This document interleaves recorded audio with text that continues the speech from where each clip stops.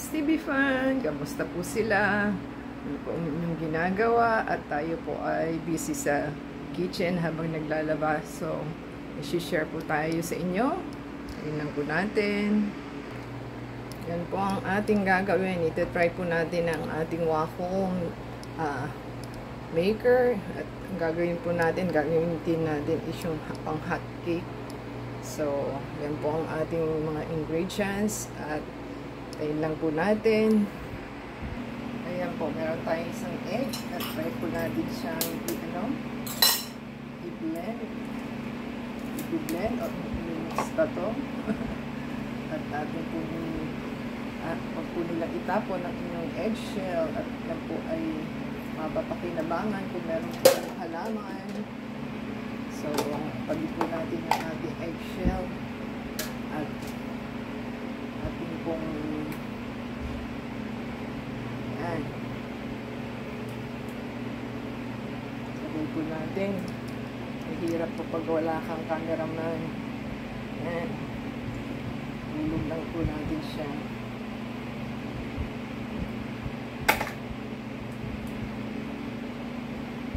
At ating pong ano na nangyari sa ating ayaw na siya sira na. So, ayaw na po siyang mag-up. Bakit kaya? Ang bilis ng lifespan. So, ganyan na lang po gawin natin. Lalo lang po natin ang ating egg para ma-mix ng gusto po. So, gagawin lang po natin is i-follow lang natin yung instruction ng ating tawag na ang ating Maya mix. Ang hot cake po ito. So, ito try lang po natin kung maganda ba o hindi sa waffle. So, ito po is ready na siya. So, nakalagay dito is 1, 2. So, lagay po natin ang ating flour hot cake mix sa ating lumipad. Hindi pa rin ang ating yan. Ating po i-pour out dito.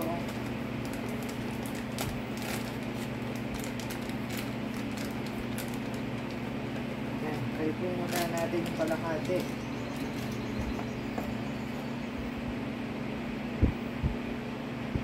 1 pack. My original 250 grams. So, ibig sabihin 250 lang po yun.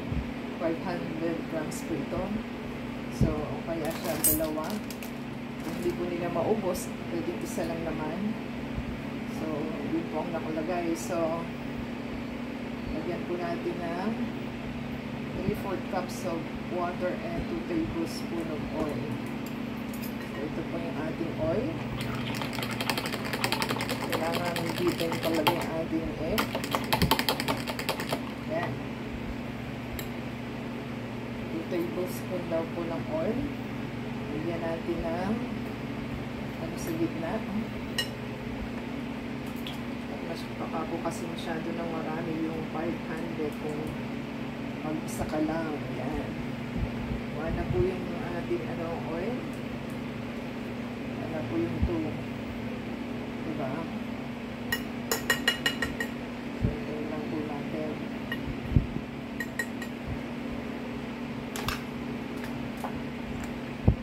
Sabi is lagyan ng egg and 3/4 cup of milk. Ito pong ating milk. Hindi naman pong tubig lang, pero kung gusto niyo pong malasa, maganda po ang milk. So, 3/4 lang daw po. Ang lagay po natin is 3/4 cups. Ayan. 3/4 na po siya. So, i-pour out lang po natin all and mix together. Ayan. Ito yung egg. Halu-haluin lang naman po. together. So, yan na pong ating egg.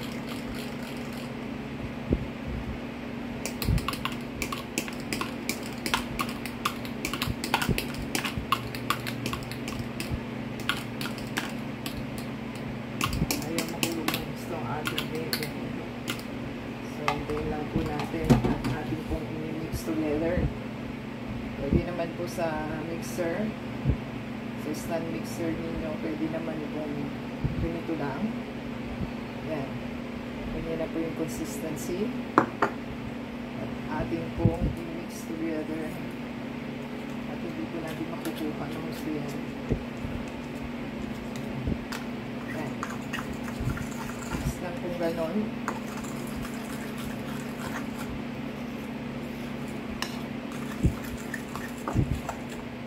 So, ganyan na po siya ka-sticky.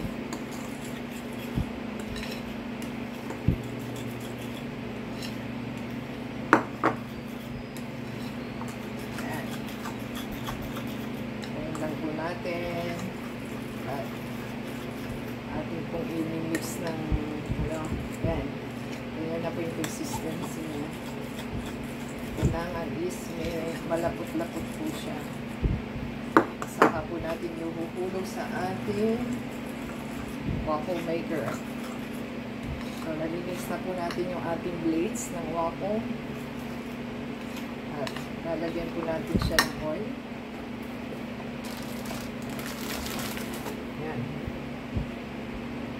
Lagyan lang po natin ng oil ito natin. So, lagyan po natin ng oil ang ating plate ng waffle. So, dito po natin nilalagay yung oil. Pwede pong margarine na melted. So, lumipad yung ating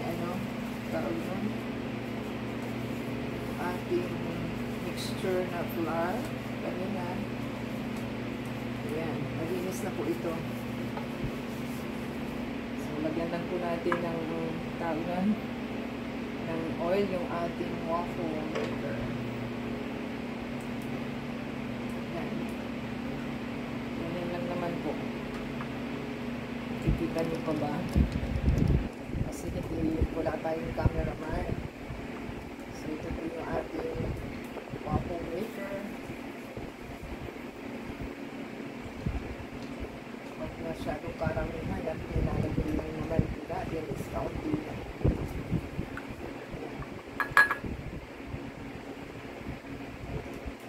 First time po natin gumawa ng waffle, ha? So, tatry lang po natin itong pang hot cake. So, yan. Ganyan lang po at ating pong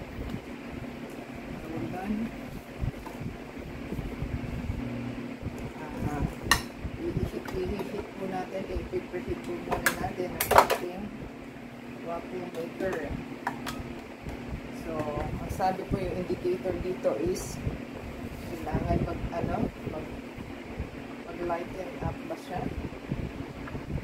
So, atin pong isaksak kasi hindi po natin natitest kung okay ba siya. Ayan. So, nagla-lighten up na po yung red. So, pag nag-green na siya within 3 minutes, pwede na po siya ilagay. So, kailangan is na-mix po natin ang gusto ang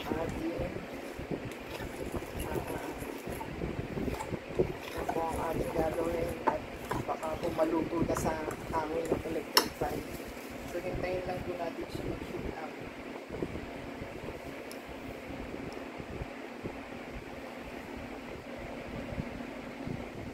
So, ayan po yung ating ini-heat up na plate. At pag nawala na siya o kaya nag-green na, pwede na po siyang lagyan. So, hintayin lang po natin. So, ayan, nag-heat up na po siya. Inak ko na lang muna. At kailangan na po tayo maglagay sa loob. So, ito po yung ating ito na po yung ating mixture. At lalagay po natin sa loob. Ito po is half lang. Try lang po natin yung lagyan.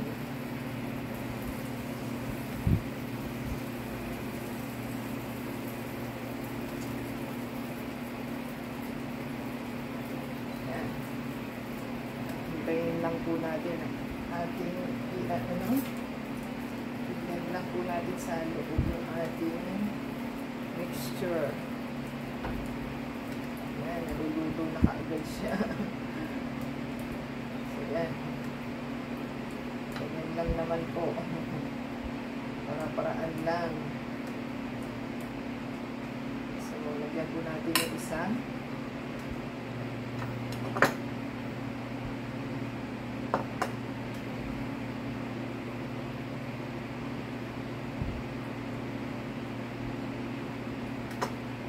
At ilapat lang po natin siya. Yan. Ganyan. Sana perfect siya. Ganyan po natin. At hindi po natin alam. First time po natin gumawa.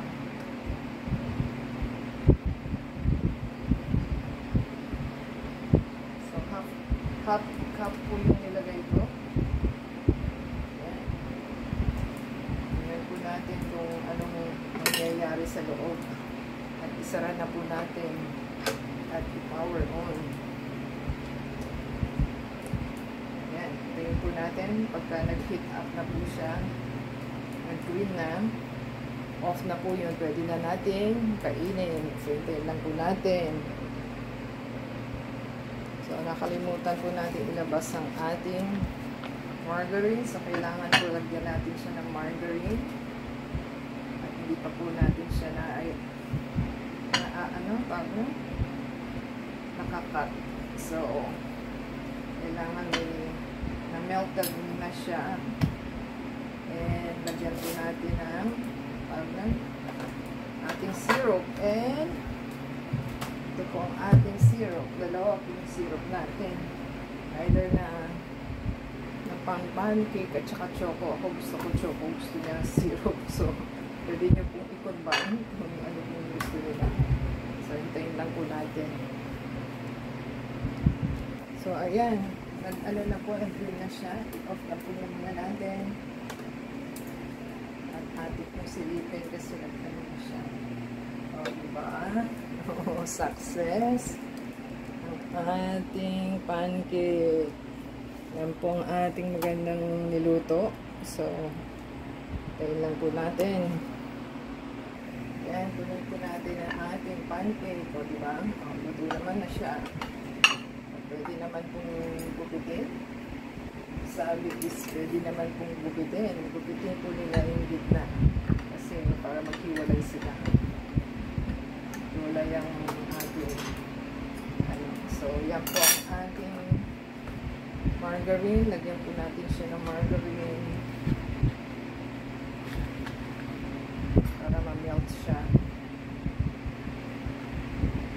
Kailangan talaga melt yung ating margarine para pag inilagay mo is okay na siya.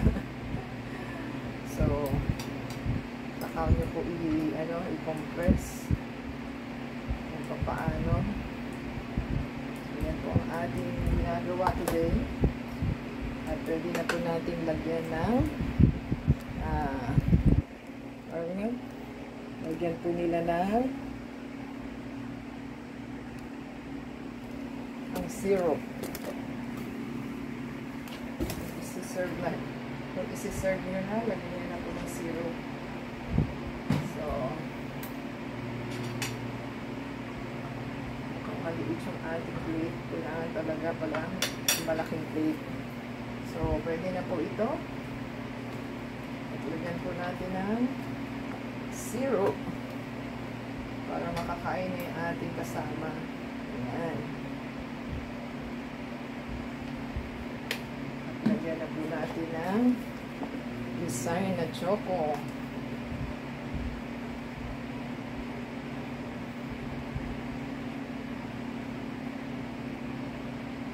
Ibang klase yung niya, dapat pala wala siyang control yung ating syrup. Ilalagay mo na lang po siya sa pang design na gano'n. So, yan po ang ating masarap na pancake. Try po natin kainin. Tikman po natin kung ano pong kalalabasan ng ating magandang pancake. At masarap po ba o hindi? Yan. So, kailangan may photo tayo. So, basahan po natin siya kung waffle o waffle pancake po ito. Ayan.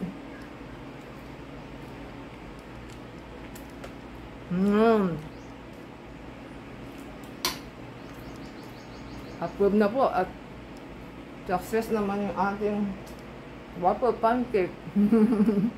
So, try po nila. Give us a thumbs up po and comment down below sa ating ginawa na waffle maker. And add us po tayo sa ating Facebook, Twitter, TikTok, and Instagram. And support po sa ating channel. Paki-play po yung ating ads and video. So, subscribe po sila and comment down below. Until next time po. First time waffle maker. Perfect. Till next time.